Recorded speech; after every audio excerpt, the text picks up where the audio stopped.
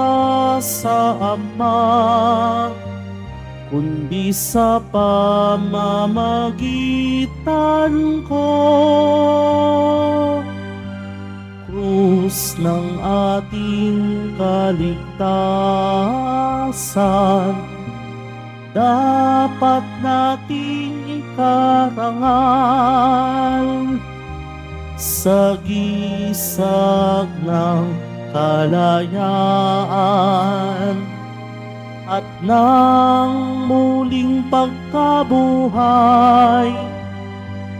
ni Jesus na poong mahal.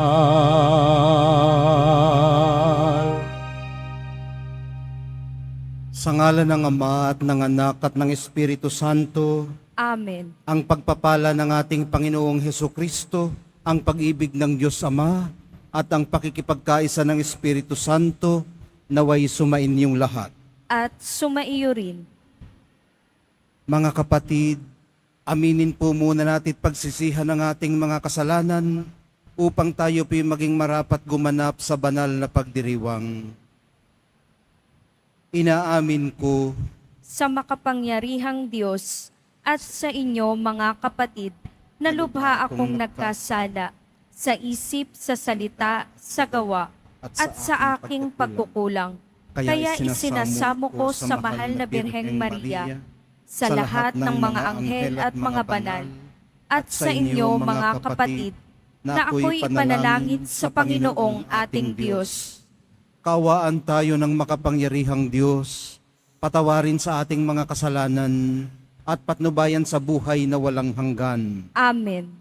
Panginoon, kaawaan mo kami. Panginoon, kaawaan mo kami. Kristo, kaawaan mo kami. Kristo, kaawaan mo kami. Panginoon, kaawaan mo kami. Panginoon, kaawaan mo kami.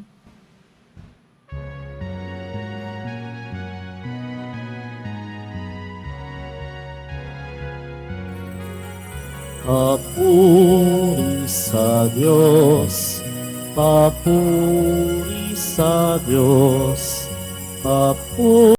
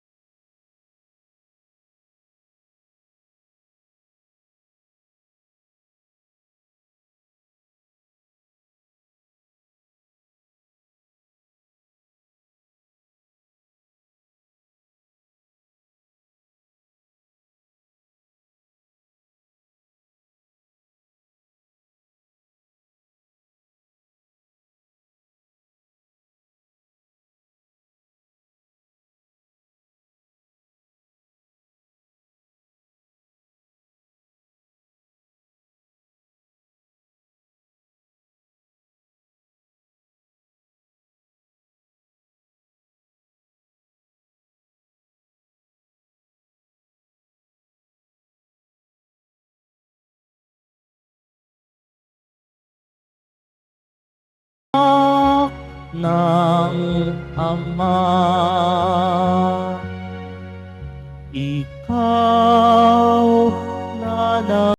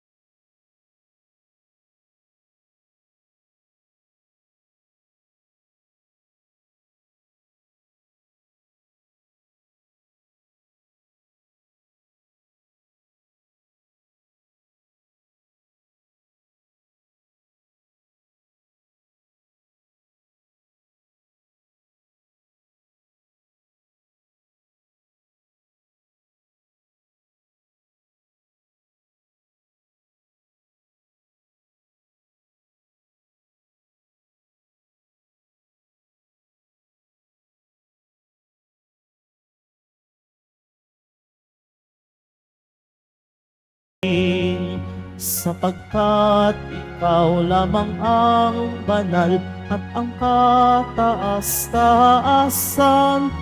Ikaw lamang, O Jesucristo, ang Panginoon, kasama ng Espiritu Santo sa kadakilaan ng Diyos Ama. Amen. Ng Diyos Ama. Amen. Papuri sa Diyos, papuri sa Diyos, papuri sa Diyos sa kaitaasan.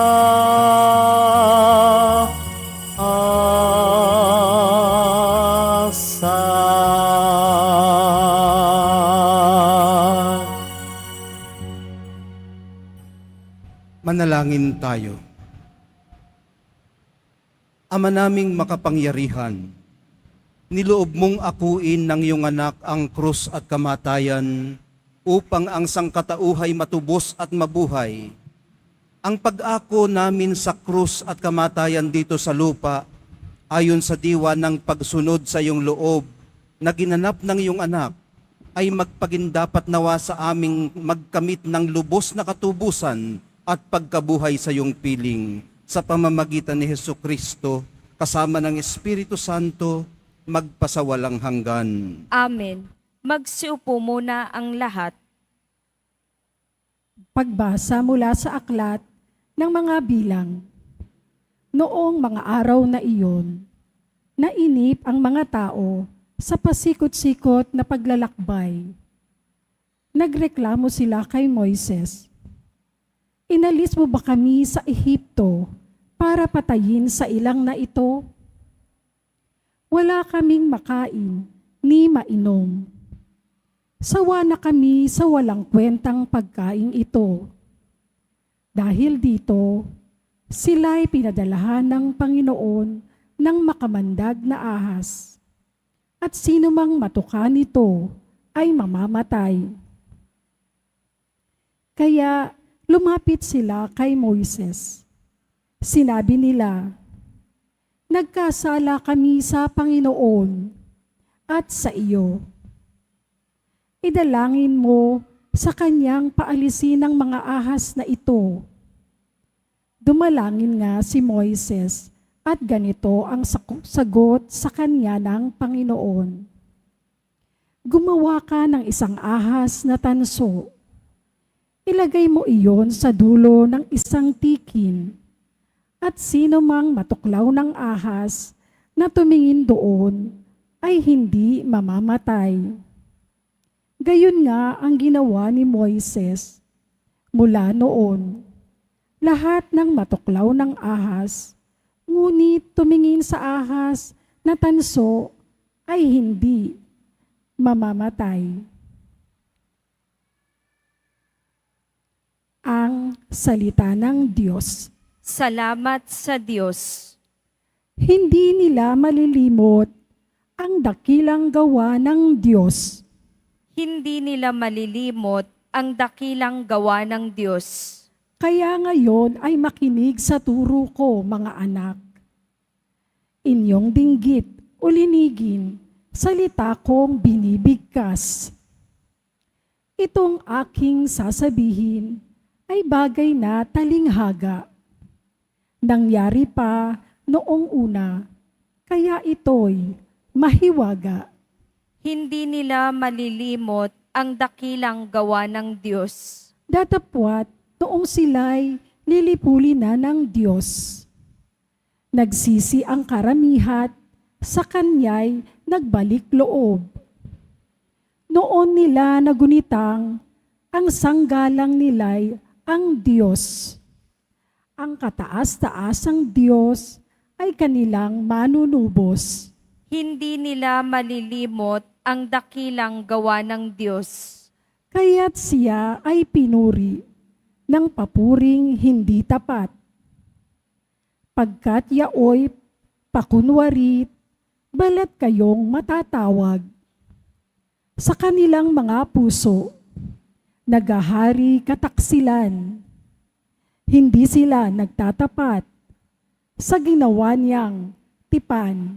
Hindi nila malilimot ang dakilang gawa ng Diyos. Gayon paman, palibhasay, Diyos siyang mahabagin. Ang masamang gawa nila'y pinatawad niyang tambing. Dahilan sa pag-ibig niya'y hindi sila wawasakin. Kung siya may nagagalit, ito'y kanyang pinipigil. Hindi nila malilimot ang dakilang gawa ng Diyos.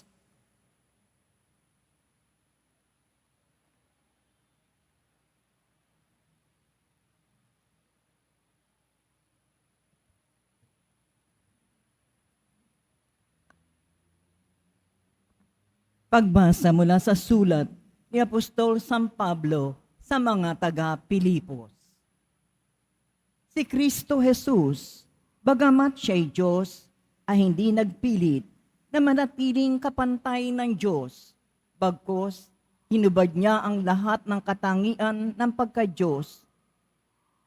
Nagkatawang tao at namuhay na isang alipin na maging tao, siya'y nagpakababa at naging masunurin hanggang kamatayan, oo, hanggang kamatayan sa krus. Kaya naman, siya'y itinampok ng Diyos at binigyan ng pangalang higit sa lahat ng pangalan. Ano pat, ang lahat ng nilalang na nasa langit, nasa lupa, nasa ilalim ng lupa, ay maninikluhod at sasamba sa Kanya at ipahahayag ng lahat na si Jesucristo ang Panginoon sa ikararangal ng Diyos Ama. Ang salita ng Diyos. Salamat sa Diyos. Magsitayo po ang lahat.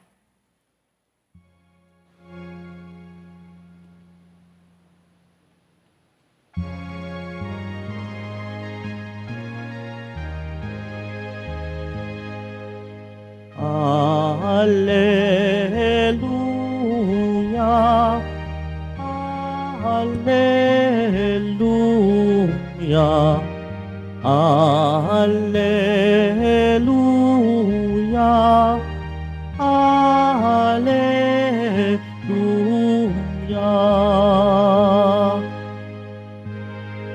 Kami sumasamba sa'yo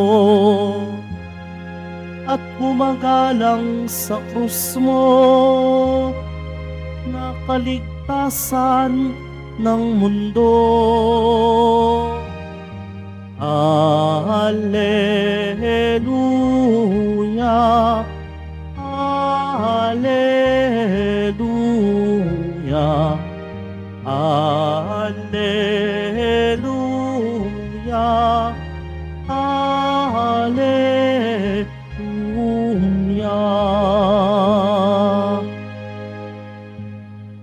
Sumainyo ang Panginoon. At sumaiyo rin. Ang mabuting balita ng Panginoon ayon kay San Juan. Papuri sa iyo, Panginoon. Noong panahong yun, sinabi ni Jesus kay Nicodemo, walang umaakyat sa langit kundi ang bumaba mula sa langit, ang anak ng tao. At kung paanong itinaas ni Moises ang ahas doon sa ilang, gayon din naman kailangang itaas ang anak ng tao upang ang sinumang sumasampalataya sa Kanya ay magkaroon ng buhay na walang hanggan. Gayon na lamang ang pag-ibig ng Diyos sa sanlibutan, kaya ibinigay niya ang Kanyang buktong na anak upang ang sumampalataya sa Kanya ay hindi mapahamak, kundi magkaroon ng buhay na walang hanggan. Sapagkat sinugod ng Diyos ang Kanyang anak, hindi upang hatulang maparusahan ang sanlibutan, kundi upang iligtas ito sa pamamagitan niya. Ang mabuting balita ng ating kaligtasan. Pinupuri ka namin, Panginoong Hesukristo. Magsiupo muna tayong lahat. at ipinagdiriwang pa po natin ang kapistahan ng exaltation of the Holy Cross. Ibig sabihin, hindi pa ito misa para bukas. Ano ho? Baka kailangan nyo pa rin magsimba bukas para ma-fulfill ang inyong Sunday obligation. Pero maaring mali ako. Hindi naman ako dalubhasa sa liturhiya. Alam nyo, napaka-luwag sa kaloobang sabihin kanina o iproklama ang mabuting balita ng ating kaligtasan. Kasi ito ho ang puso ng mabuting balita. John 3:16. Kabisado ng mga batang protestante na nag-a-undergo ng Vacation Bible School, mga Sunday school services nila. Paborito ng mga born-again Christians. Ito yung kanilang isang buklat lang sa Bibliang ganyan. Yun na kaagad. Kasi meron silang marker. Dahil itong verse na ito ay kumbaga nasa puso ng mabuting balita. At alam nyo mga kapatid, lahat pong pwede nating malaman o maintindihan tungkol sa Diyos ay makikita natin sa krus ng mahal na poong Jesus Nazareno. Titigan lang natin ang krus. Titigan natin siyang nakabayubay sa krus. Hindi na natin kailangang magpakadalubhasa, mag-aral ng napakatagal, ng napakalalim, at ng napakalawak. Dahil gaya ng nabanggit kanina, lahat ng pwede nating malaman tungkol sa Ama ay makikita natin sa nakabayubay na si Jesus. Kung minsan nasaan kaya ang Ama nung napapako si Jesus sa krus?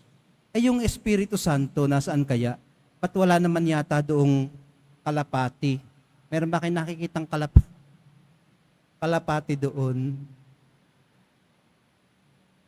Kasi sa pagsusumikap ng mga artists na makapture ang katotohanan ng Holy Spirit o yung kanyang mabilisang pagkasi o pagsama, paggabay, ay dinepict o kinapture lang sa isang imahe ng ibon o kalapati. Dahil na rin sa event sa Pentecost, bumabang parang mga dilang apoy, ganyan, pakpak, ganyan, ano. Para lang mayroon tayong may mahawakan kung ano ba ang Holy Spirit. Kung hindi natin mahawakan ang sarili nating mga karanasan sa Kanya. Pero naniniwala ako mga kapatid, mga kadiboto, ang Holy Spirit at ang Amang Diyos ay napapako kasama ng Diyos Anak sa krus. Magtatanong ka naman kung medyo makulit-kulit ka ng kaunti, ay bakit hindi niya iniligtas ang kanyang anak na mapapako sa krus? Sinong nangangailangan ng Diyos na nakapako sa krus?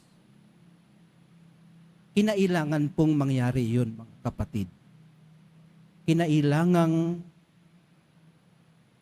magdalamhati din siguro ang Ama sa kamatayan ng kanyang anak sa krus para maisakatuparan ng ating katubusan. Nasabi natin kanina na lahat ng pwede nating maintindihan tungkol sa Diyos ay makikita natin sa mahal na poong Jesus Nazarenong nakabayubay sa krus.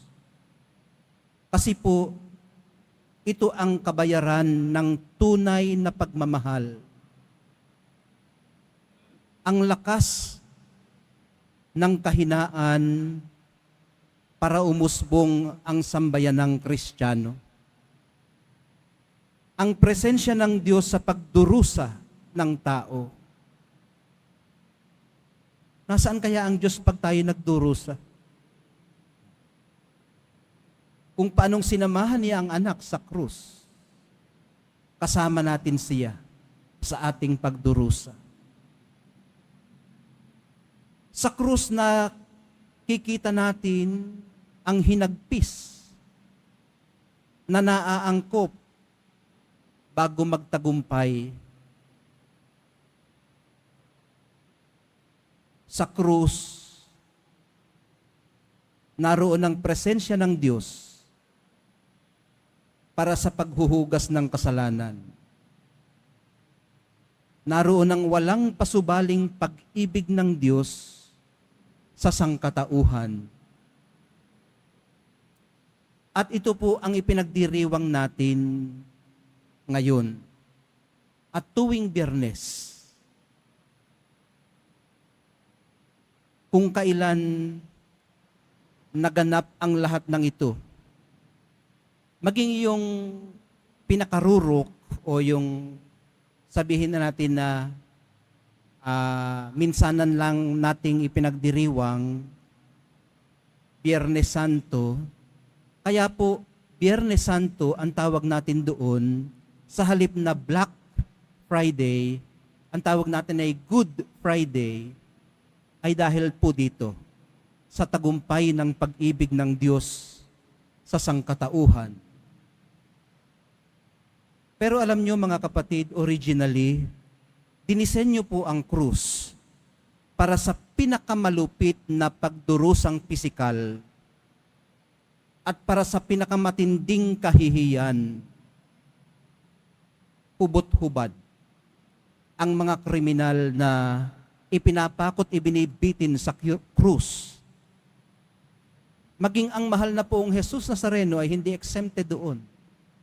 Tayo na lamang ang nahihiya. Kaya yung mga imahe ng crucifixion, nilalagyan natin ng saplot siya, kahit kapiraso.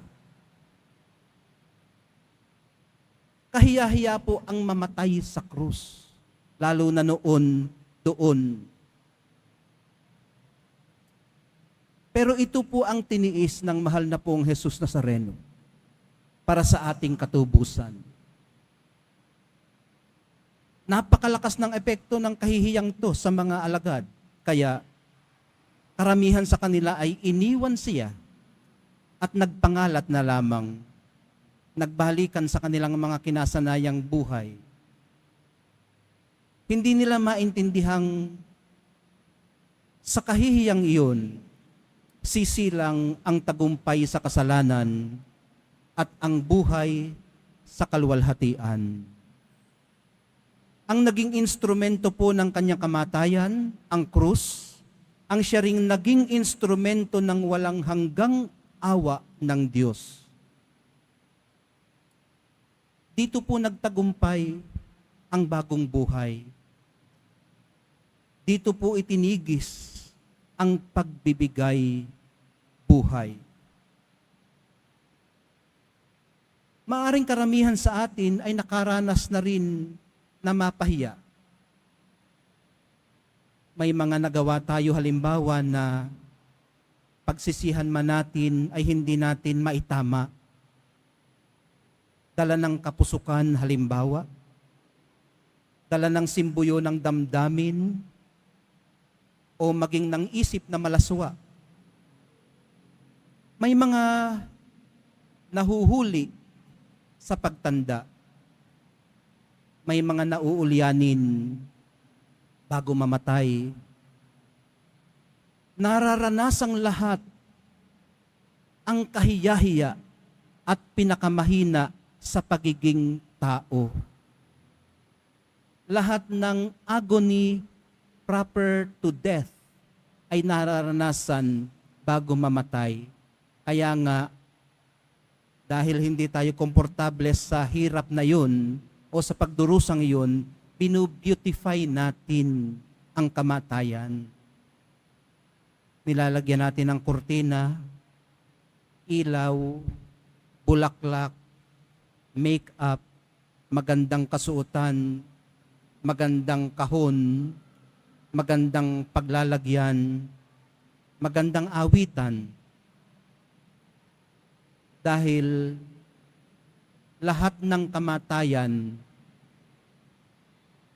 anumang anyo at pamamaraan ay pangit tingnan. Ang kapangitang ito, ironically, minamahal kong mga kadiboto, ang naging pamamaraan para hanguin tayo sa ating kasalanan. Sabi nga po ng mahal na pong Jesus Nazareno sa Luke 24:26, hindi ba't ang Kristo ay kailangang magdusa ng lahat ng ito bago siya pumasok sa kanyang kalwalhatian? Paano po natin mapagbibihis ang ating pananaw sa binabanggit natin kanina na lahat ng uri at anyo at pamamaraan ng kamatayan ay pangit? Bakit tayo nagsasaya? Nagbi-videoke ang iba? Nagpa-party ang iba? Dahil ba namatay siya? O pwede nating i-extend ang ating pananaw sa kabila ng transisyon na iyon na kanyang pinagdaanan. Kaya tayo nagre-rejoice. May nakapunta na po ba kayo sa inyo sa isang lamay, sa isang Carmelite monastery ng mga mongha?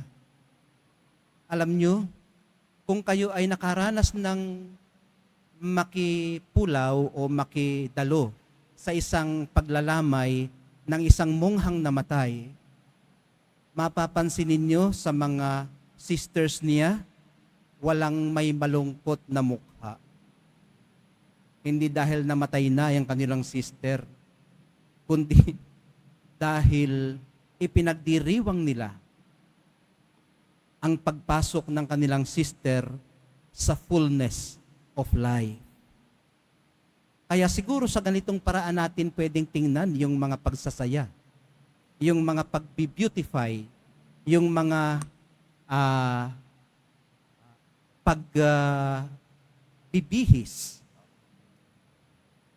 Gaano man ito kamapagpaimbabaw o superficial. Maari naman kasi na maaring totoo din na pinapatsian o nilalagyan ng balm. Ano ba yung balm? Parang dragon balm. Yung hapdi na nararamdaman.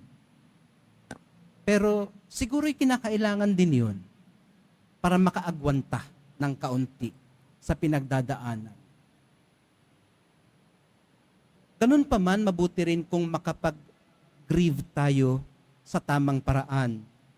At ang pag-grieve sa tamang paraan ay ang pagtanggap sa katotohanan.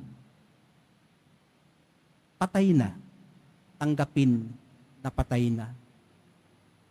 Pag uwi nyo galing sa libing, halimbawa, wala na siya doon sa dati niyang inuupuan o tinutulugan sa paborito niyang tambayan.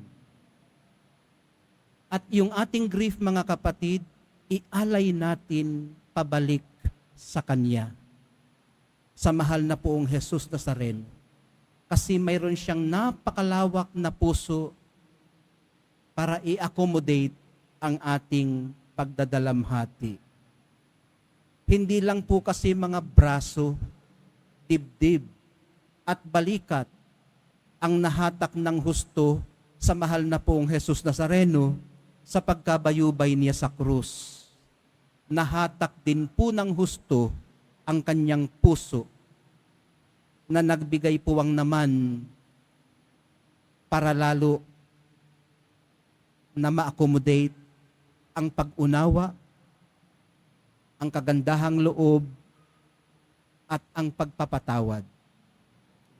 higit sa anumang kanyang sinabi sa Golgota, sa kanyang ginawa, doon sa kanyang katabi, nang sabihin niyang ngayon pa lang, kakasamahin na kita sa paraiso.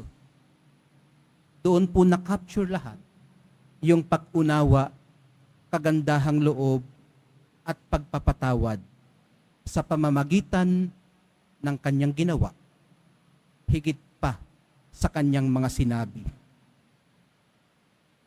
Ang pagpapasa natin ng ating pang-araw-araw na mga krus, minamahal kong mga kadiboto at mga kapatid, ay makahatak dinawa ng husto sa ating mga puso para sa tulong ng Espiritu Santo at ng kanyang tunay na presensya sa tatanggapin nating banal na Eukaristiya ay magbigay puwang sa ating pag-unawa sa ating kapwa. Sa kagandahang loob natin sa ating kaaway at sa pagpapatawad natin maging sa ating sarili. Mahal na poong Jesus Nazareno, ang tagumpay po ng inyong krus ay aming katubusan. Magsitayo po ang lahat.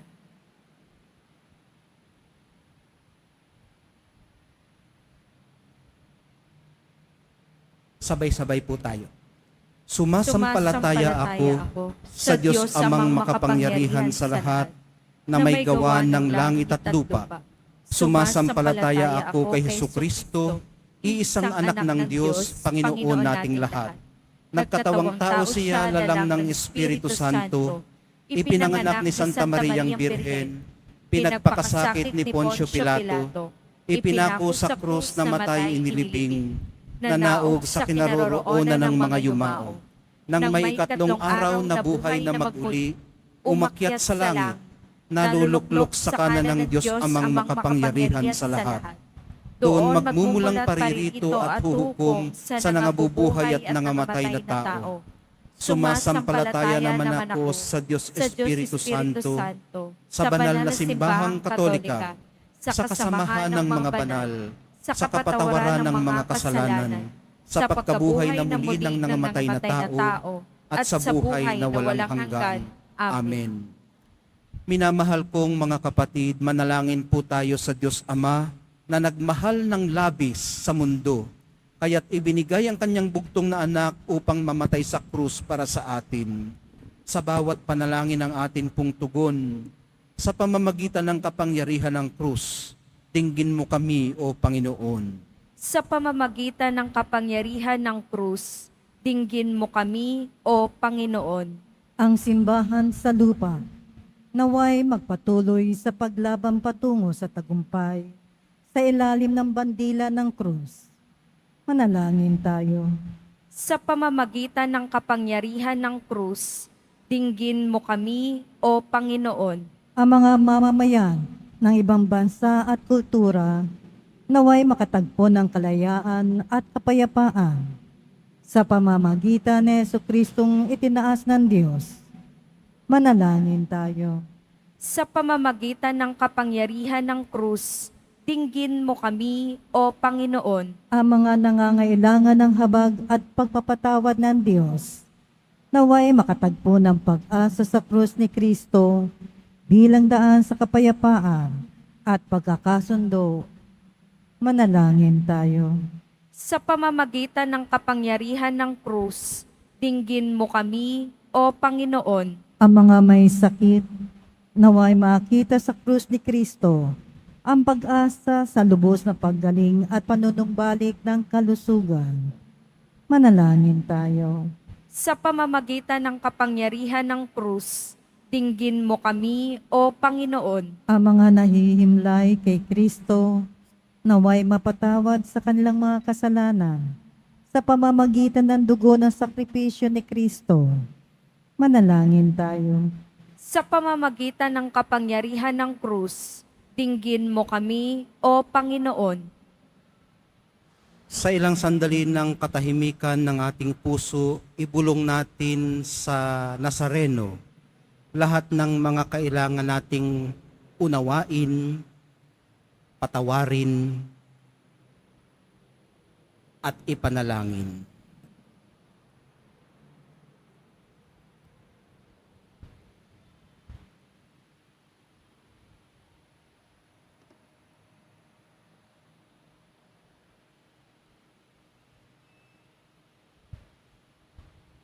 Manalangin tayo.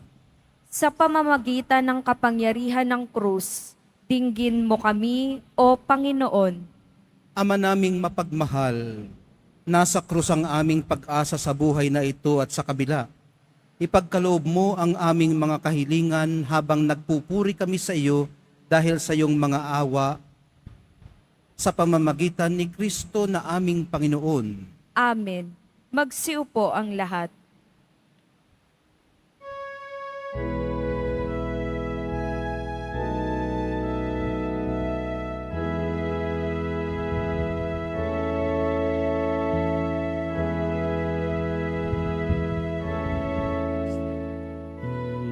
Itong tinapay at alak na mula sa'yo, muling ihahain sa kabutihan mo. Kunin at tanggapin alay sa'yo. Pasasalamat ng puso.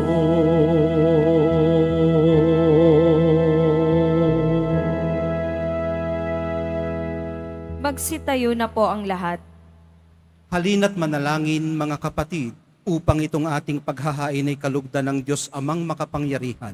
Tanggapin nawa ng Panginoon itong paghahain sa iyong mga kamay sa kapurihan niya at karangalan, sa ating kapakinabangan at sa buong sambayanan niyang banal. Ama naming lumikha sa ikapagpapatawad ng mga kasalanan, maganap nawa ang paghahaing ito na sa dambana ng krus ay siyang pumawi sa kasalanan ng buong mundo sa pamamagitan ni Hesukristo kasama ng Espiritu Santo magpasawalang hanggan. Amen. Sumainyo ang Panginoon. At sumaiyo rin, Itaas sa Diyos ang inyong puso at diwa. itinaas na namin sa Panginoon. Pasalamatan natin ang Panginoong ating Diyos. Marapat na siya ay pasalamatan.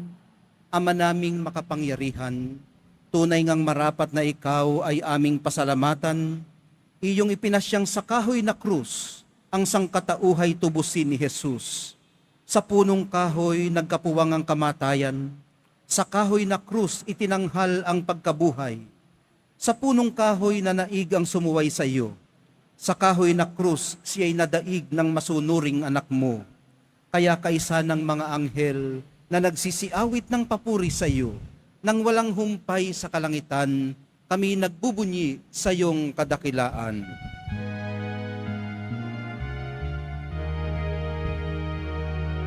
Santo, Santo, Santo, ang Ginoong Diyos ng mga hukbo. Napupuno ang langit at lupa ng kadakilaan mo. Hosana, Hosana, Hosana sa kaitaasan.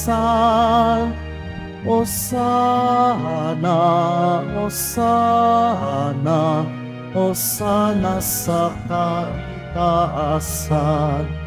Pinagpala ang naparirito sa ngalan ng Panginoon.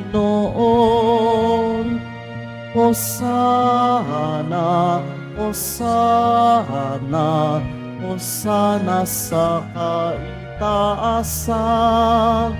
Hosana, Hosana, Hosana sa kaitaasan. Magsiluhod po ang lahat. Ama naming banal, ikaw ang bukal ng lahat ng kabanalan, kaya't sa pamamagitan ng iyong Espiritu, gawin mong banal ang mga kaloob na ito, upang para sa amin maging katawan at dugo ng aming Panginoong Heso Kristo. Bago niya pinagtiis ang kusang loob na maging handog, hinawakan niya ang tinapay, pinasalamatan kanya. Pinaghati-hati niya iyon, iniabot sa kanyang mga alagad at sinabi, "Tanggapin ninyong lahat ito at kanin, ito ang aking katawan na ihahandog para sa inyo."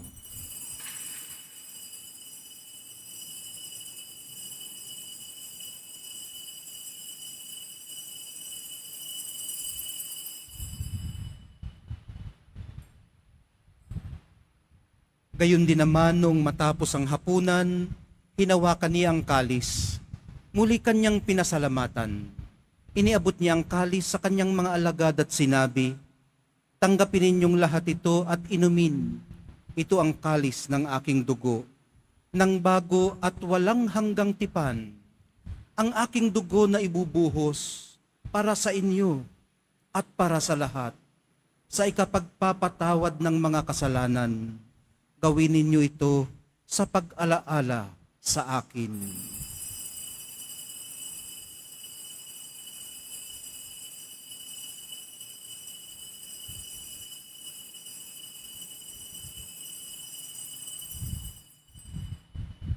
Magsitayo po ang lahat. Ipagbunyi natin ang misteryo ng pananampalataya. Si Kristo'y namatay, si Kristo'y nabuhay, si Kristo'y babalik sa wakas ng panahon. Ama, ginagawa namin ngayon ang pag-alala sa pagkamatay at muling pagkabuhay ng iyong anak. Kaya't iniaalay namin sa iyo ang tinapay na nagbibigay buhay at ang kalis na nagkakaloob ng kaligtasan. Kami nagpapasalamat dahil kami iyong minarapat na tumayo sa harap mo para maglingkod sa iyo. Isinasamo namin kaming magsasalo-salo sa katawan at dugo ni Kristo ay mabuklod sa pagkakaisa sa pamamagitan ng Espiritu Santo. Ama, lingapin mo ang iyong simbahang laganap sa buong daigdig. Puspusin mo kami sa pag-ibig, kaysa ni Francisco na aming Santo Papa at ni Jose na aming Obispo at ng Tanang Kaparian. Alalahanin mo rin ang mga kapatid naming nahimlay, nang may pag-asang sila'y muling mabubuhay, gayon din ang lahat ng mga pumanaw, lalo na po ang mga ipinagdarasal namin ngayong mga mahal sa buhay.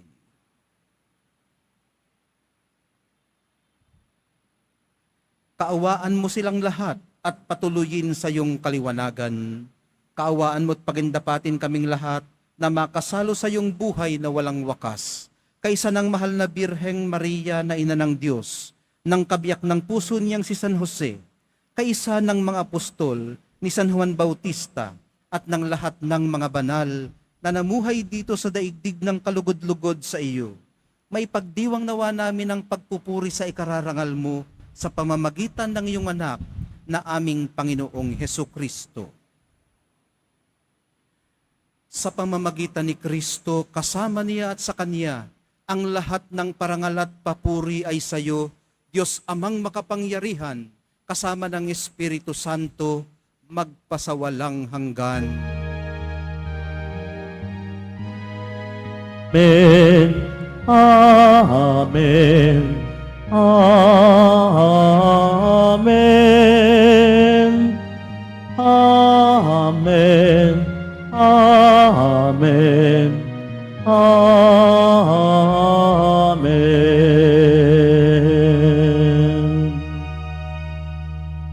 Sa tagubilin ng mga nakagagaling na utos at sa turo ni Jesus na Panginoon natin at Diyos, ipahayag po natin ng lakas loob. Ama namin, Ama namin, sumasalangit ka. Sambahin ang ngalan mo. Mapasa amin ang kaharian mo. Sundin ang loob mo dito sa lupa para nang sa langit. Bigyan mo kami ngayon ng aming kakanin sa araw-araw at patawarin mo kami sa aming mga sala para ng pagpapatawad namin sa nagkakasala sa amin. At huwag mo kaming ipahintulot sa tukso at iadya mo kami sa lahat ng masama. Hinihiling po namin kami iadya sa lahat ng masama. Pagkalooban ng kapayapaan araw-araw, iligtas sa kasalanan at ilayo sa lahat ng kapahamakan samantalang aming pinananabikan ang dakilang araw ng pagpapahayag ng tagapagligtas naming si Hesu Kristo. Sapagkat iyo ang kaharian at ang kapangyarihan at ang kapurihan magpakailanman. Amen. Panginoong Hesu Kristo, sinabi mo sa iyong mga apostol, kapayapaan ang ibinibigay ko sa inyo, kapayapaan ang aking kapayapaan, ang iniiwan ko sa inyo. Tunghayan mo ang aming pananampalataya at wag ang aming pagkakasala. Pagkalooban mo kami ng kapayapaan at pagkakaisa ayon sa iyong kalooban, kasama ng Espiritu Santo, magpasawalang hanggan. Amen. Ang kapayapaan ng Panginoon ay laging sumainyo. At sumaiyo rin. Magbigayan po kayo ng kapayapaan sa isa't isa.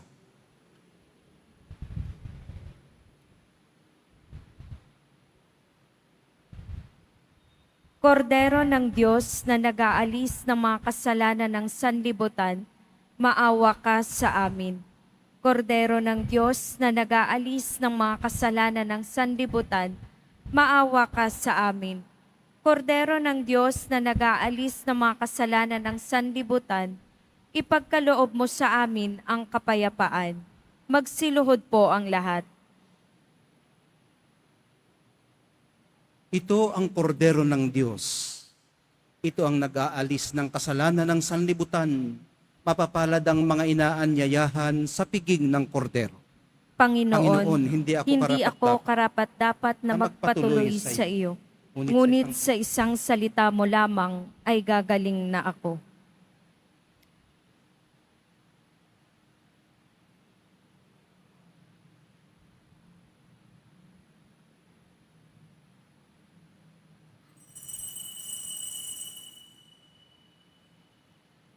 Para sa lahat ng tatanggap ng banal na komunyon, sasagot po tayo ng amen pagkasabi ng pari o ng lay minister ng katawan ni Kristo at isubo agad sa bibig bago umalis sa harapan ng pari o lay minister. Sumunod po tayo.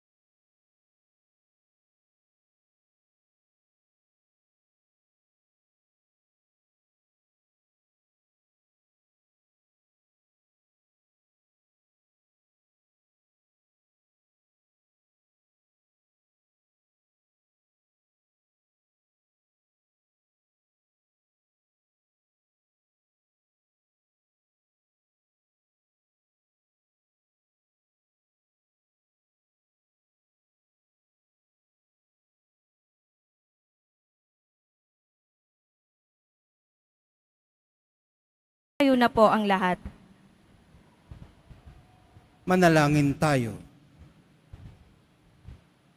Panginoong Hesu Kristo, kaming nagsalo-salo sa banal na pakikinabang ay nakikiusap sa iyo na ang mga nasagip mo sa pamamagitan ng kahoy na krus na nagbibigay buhay ay iyo ring ihatid sa pagkabuhay sa kaluwalhatian sapagkat ikaw ang Panginoon magpasawalang hanggan. Amen. Sumainyo ang Panginoon. At sumaiyo rin. Mahal na poong Jesus Nazareno, inihayag mo sa pamamagitan ng krus ang walang maliw na pag-ibig ng Diyos sa sangkatauhan. Pakinggan mo ang kahilingan ng iyong angkan na nagsusumamo sa iyo. Makamtanawa nila ang inyong katugunan at tanggapin ang kasagutan na may utang na loob na tinatanaw. Basbasan din po ninyo't pagpalain ang kanilang mga pinasasalamatan at mga pinagsusumakitan sa araw-araw, pati na ang daladala nilang mga imahin at dasalan. Matagpuan din po nawa nila ang kanilang mga hinahanap. Sa pamamagitan ng bendisyon na ito, naway maalala nila ang mga pangako nila noon sa binyag na ikaw ang kanilang iibigin at paglilingkuran bilang Panginoon magpasawalang hanggan. Amen. At pagpalainawa kayong lahat at ang inyong pamilya at mga komunidad ng makapangyarihan at mapagmahal na Diyos, Ama, Anak, at Espiritu Santo. Amen. Taglayin po ninyo sa inyong pag-alis ang kapayapaan ng mahal nating Nuestro Padre Jesus Nazareno. Salamat sa Diyos.